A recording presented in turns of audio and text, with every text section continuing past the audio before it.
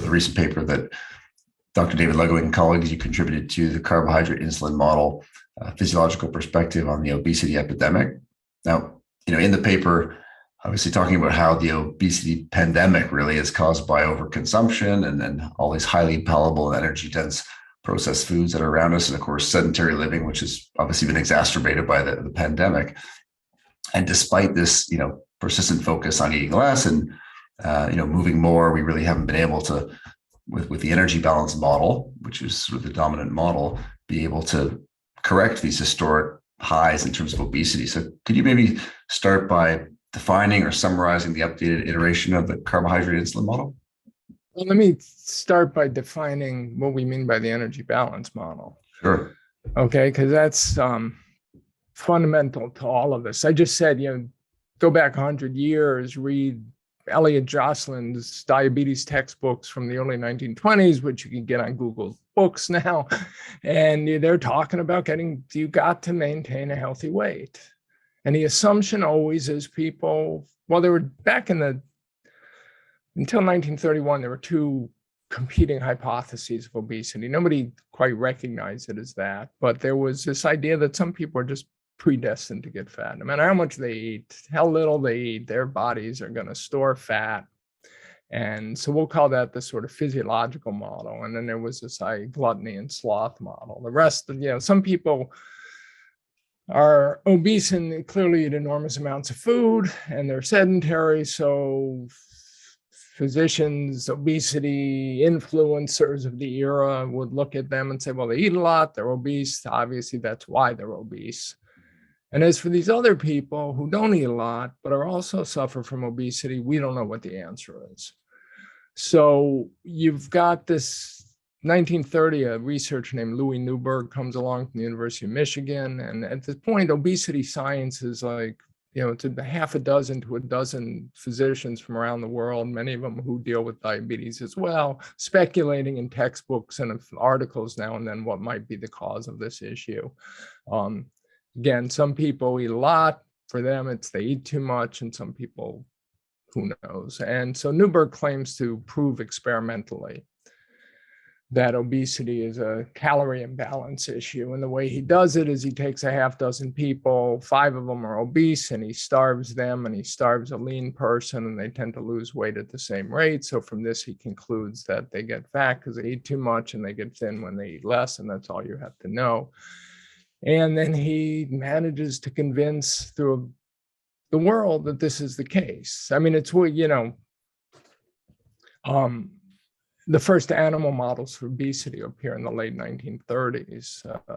Lesion, the ventromedial hypothalamus of a rat or a mouse, and you can make it obese. And one of the researchers who's studying those, guy getting his medical degree at Yale named John Brobeck, has read Newberg and decides that he knows Newberg has stated unambiguously that obesity is always caused by eating too much.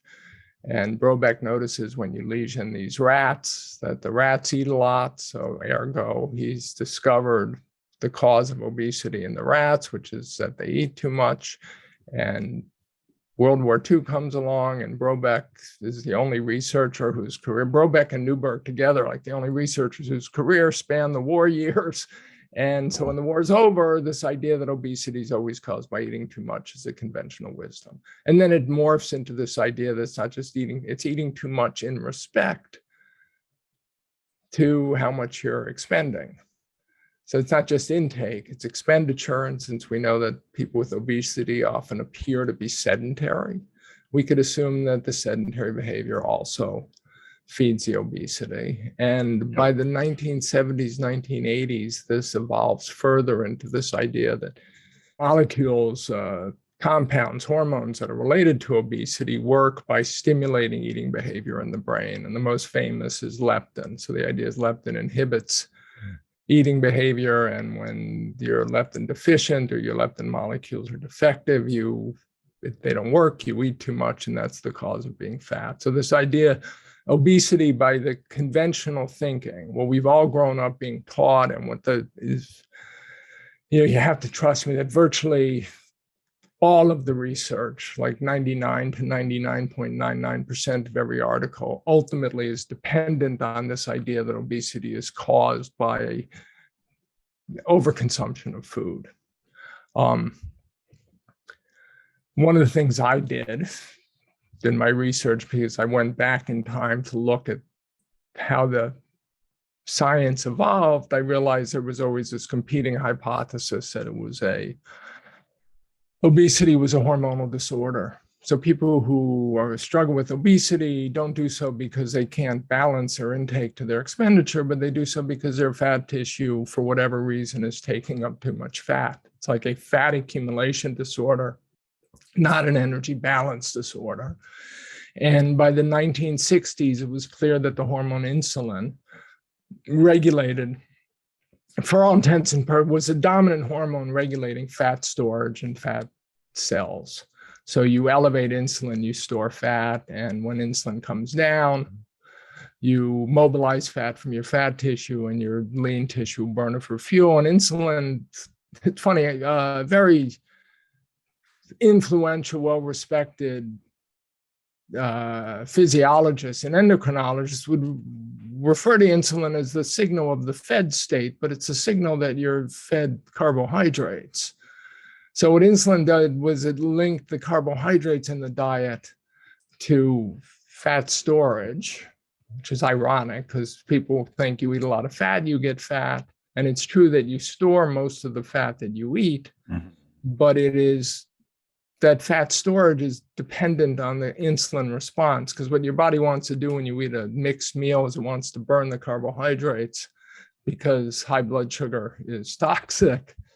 And in order to do that, it basically tells your fat cells to store the fat until the carbs are gone. And insulin is the primary signal. There's a whole slew of hormones that are in this sort of being orchestrated. Playing roles, yeah.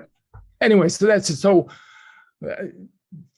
by the 1960s, 70s, there had also been a sort of conventional thinking that carbohydrates themselves are fattening,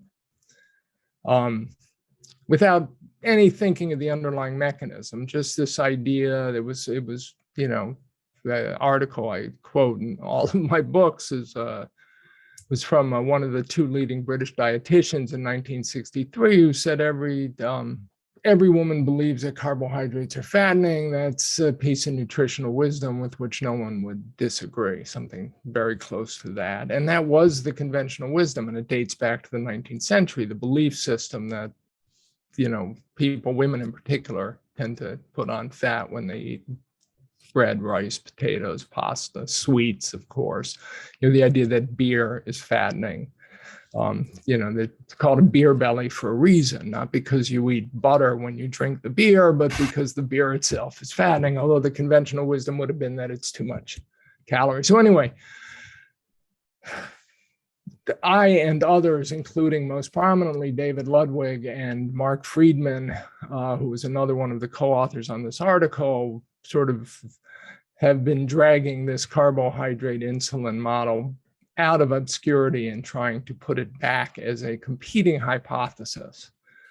So it's not that you get fat because you eat too much and expend too little, or because the brains of people who struggle with obesity can't balance their intake to their expenditure, but that their response to the carbohydrates of the diet is to store excess fat. And if that's true, it changes everything about how you think of the implications of the dietary, for diet, for prevention, even for treatment.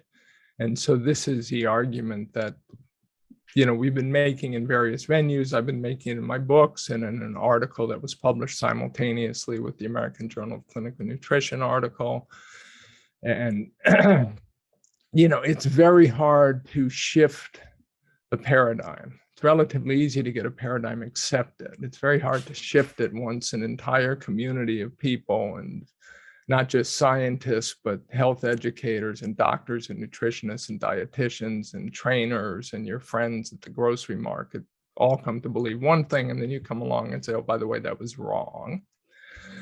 But this article is part of the process of trying to get people to take these arguments seriously, that it's not about how much you eat and exercise. It's not that people with obesity have something wrong with their brains that are making them eat too much consciously or subconsciously in this, energy dense food environment in which we live, but that they have a, hormonal physiological disorder that makes them store excess fat in response primarily to the carbohydrate content of the diet, and that goes through insulin.